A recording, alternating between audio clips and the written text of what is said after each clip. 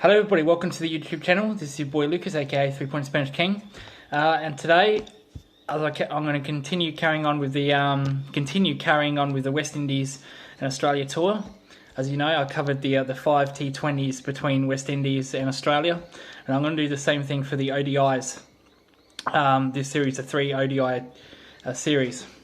I was actually hoping for a long video today, probably about a 10-minute video, 15-minute video, but not to be.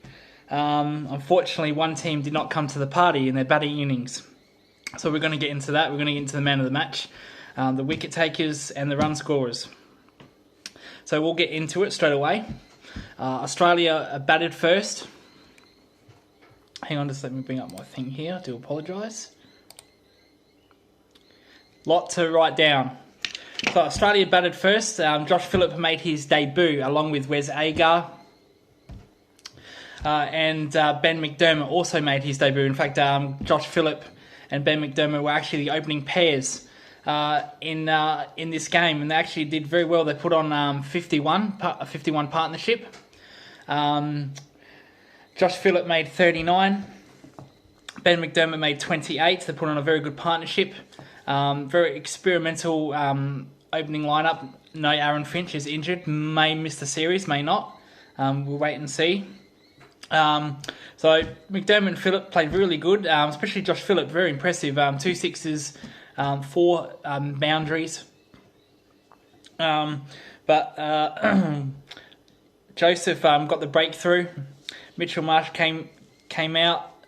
Again, he continued his somewhat form. Mind you, the top 3 made all starts. Now, I think when you get past 20 in the ODI format, I think that's a start. That's what you call a solid start. And unfortunately, none of those top 3, especially Josh Phillip, who made 39, did not get that 50, did not make that 100, which is a little bit disappointing to see. And we've brought this up with Mitchell Starc. You know, when he's attacking, he's a very good player, but when he has to show some defense, he's very nervous. And we saw that a bit today. Didn't really get underway. You know, struggled a little bit a couple of times. You know, did hit a couple of boundaries, hit 3 boundaries, but he really struggled with his defense. That's the problem with Mitch Marsh. You know, the only one thing why he's not in the Test team is his defense. When it's attacking style like T20, he can play his attacking shots. He's very good at it. But unfortunately, when it comes to longer formats of the game, he struggles with his defense. He's a nervous starter. He either makes low scores or he makes big scores. When he gets past 50 in Test match cricket, he'll most likely go on to make 100s. We won't be going into that. We'll be keeping this ODI, strictly ODI in today's performance. But Mitchell Marsh made 20 off 22 balls. Moses Enriquez came in at number 4. Struggled, never really got into the game. He got bowled out for 7 off Hossein caught.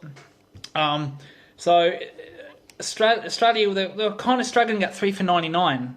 And as I said, Ben McDermott then got out, so it was 4 for 140. They were in a little bit of trouble.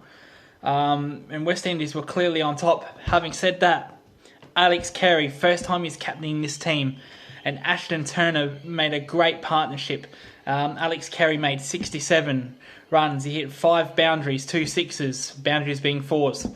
Ashton Turner, 2 sixes, 2 4s. We know what Ashton Turner's about. We saw him in a couple years ago in the ODI series against India. So we know he's a great hitter. So they really built momentum. They pushed that total up to 200. Unfortunately, the lower order did not show much resistance. Wade was terrible. Mitchell Starc didn't show any runs. Adam Zampa hit a couple of boundaries late. But Walsh Jr., again, you know, he's not a young player. He's around 28, 29 years of age. Another 5-wicket haul for Walsh Jr. 5 for 39, bowled absolutely fantastic, and he made sure that tail did not wag. He made sure that tail did not score many runs, and they restricted Australia to 252, a very low total, below average total. And you think, gee, West Indies, you know, if they get a move on, well within the game. That didn't go to plan, unfortunately. My God. This is where I'm going to struggle making a 10-minute video, guys. So, the first ball, very first ball, Lewis. Mitchell Starc came out, caught and bowled a very poor shot from Lewis. The pitch deteriorated a bit. It was more friendly for bowling in that second innings. It stood in the pitch.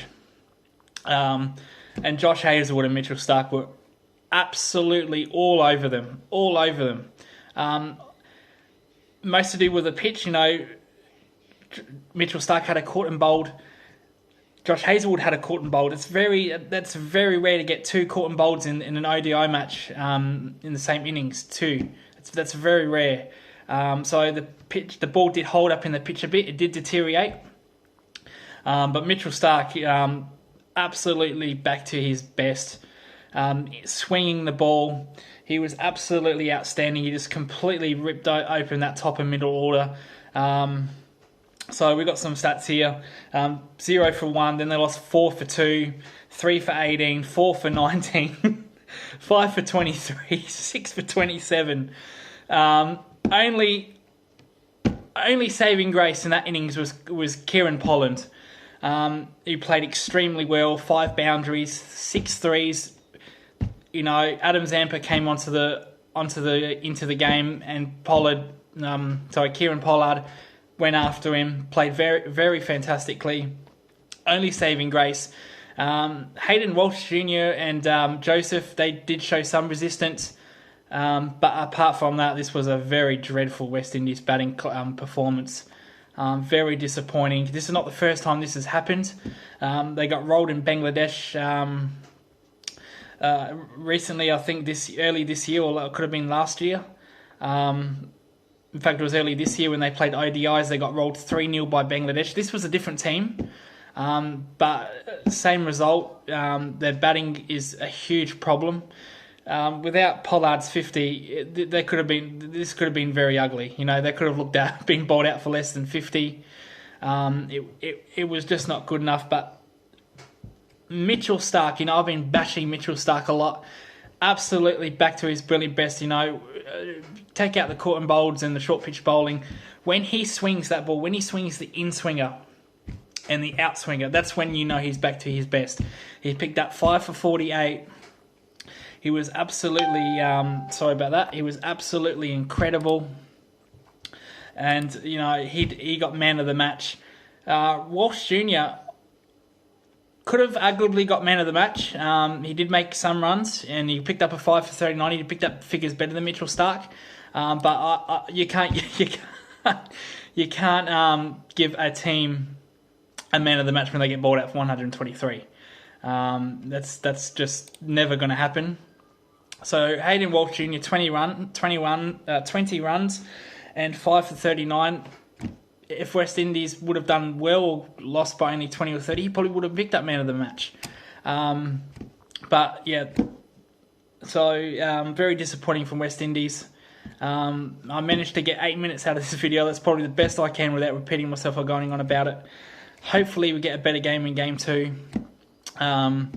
Thank you for watching. Make sure to like and subscribe. Please subscribe. Please like, share the video. And I will see you in Game 2. Thank you very much. Goodbye.